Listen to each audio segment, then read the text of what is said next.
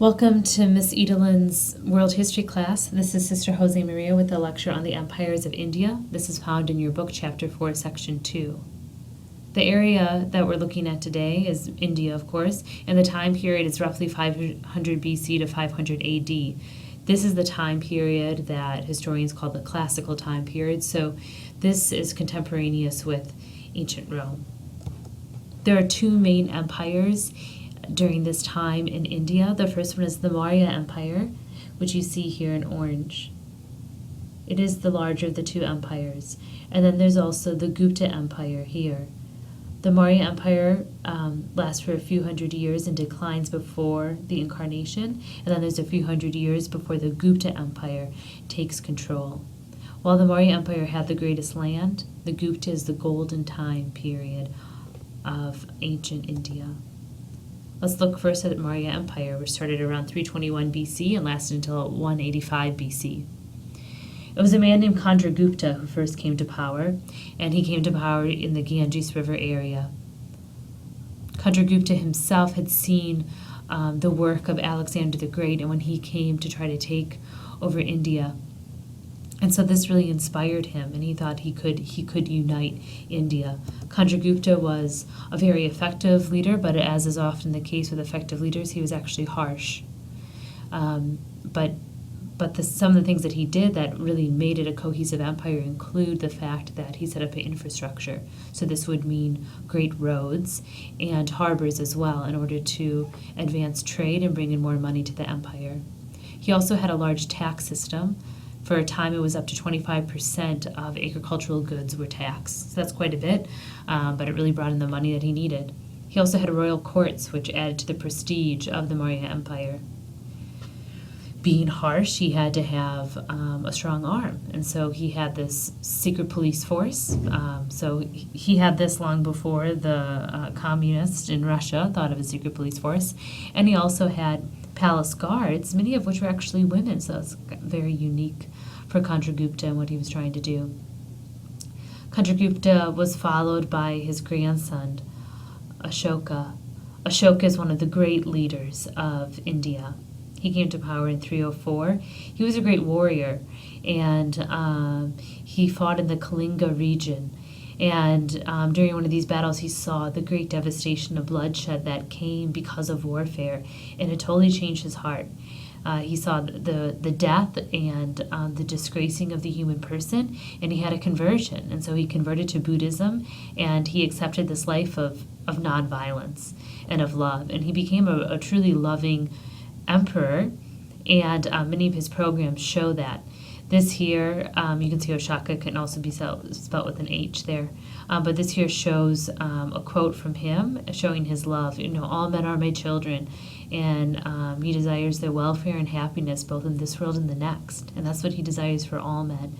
So Ashoka really did a great deal of good for India, and really was a man dedicated to his Buddhist beliefs. Ashoka had a variety of reforms and good works, and he built a lot of buildings as well. And this is a picture of one of the stupas, or one of these Buddhist temples or holy sites that he built. He also sent out missionaries to bring Buddhism to people throughout southern India and into Sri Lanka. He also set up what I would call wayside rests, or really homes for travelers, I guess like a hostel, if you will, where people could stay at. And these were run by Buddhists. So a lot of people became Buddhists because of the hospitality of those people in the wayside rest that he set up for those who were traveling. Ashoka also had a variety of reforms, and these laws he would put on these stone pillars across India. And here you can see one such stone pillar. These are around today. And part of having a just law is that you have to promulgate it. So here Ashoka is promulgating his laws. That's a look at the Maurya Empire, which covered all of this land. But the Maurya wasn't the only empire here. In this area of India is very unique, the Deccan Plateau, and it really has its own history and its own culture as well. So those in the Deccan were a lot of the native people before the Aryans came in. So they're the Dravidians with their own languages and traditions. They had their own capital city and their own architecture. They themselves were actually able to trade with other powers in the ancient world. Within their culture, women did have high status, and they also have a lot of literature that is left behind. Many of their rulers were also rather tolerant of different religions. Next, we'll look at the Guptas. The Gupta Empire lasted from 320 AD to 550 AD, so there was a few hundred years in between the Maurya Empire and the Gupta Empire. Under the Guptas, there's just a tremendous amount of cultural achievement in terms of literature, architecture, music, mathematics. All of this is really flourishing at this time. Here's a picture of the ruins of the University of Nalanda, which was a Buddhist school. This university drew people from across Asia, which is really remarkable. When we think of the university system in Europe, that isn't until the 1200s. They really had a great deal of knowledge in medicine, particularly with herbal remedies. They could set bones, and they also had different vaccinations actually that they used. Certainly in mathematics and their numbers, we inherit our number system from them, but through the Arabs. And they also figured out the decimal system, and they were one of the ones who figured out the concept of zero, so we owe much to them and their advancements in mathematics. In terms of architecture here, the stupa, while Ashoka had promoted this really flourished under the Gupta Empire, and the stupas are these dome-shaped shrines. Oftentimes they hold relics of different famed and holy Buddhists of the past. This is a picture of outside one of the stupas. There you can see Buddha sitting there. And then this walkway around the stupa would be a place for monks to walk around in silent meditation. There are also a variety of paintings that we found on different walls and carvings showing the life of Buddha, and a variety of literature from this time as well.